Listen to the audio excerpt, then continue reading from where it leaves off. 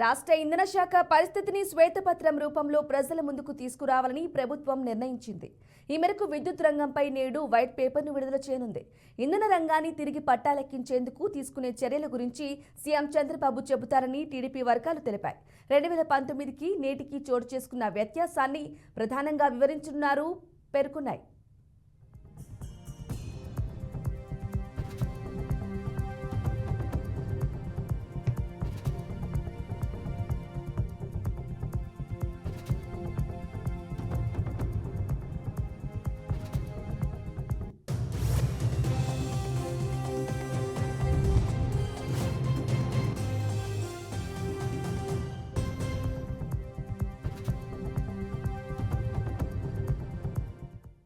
రాష్ట్ర ఇంధన శాఖ పరిస్థితిని శ్వేతపత్రం రూపంలో ప్రజల ముందుకు తీసుకురావాలని ప్రభుత్వం నిర్ణయించింది.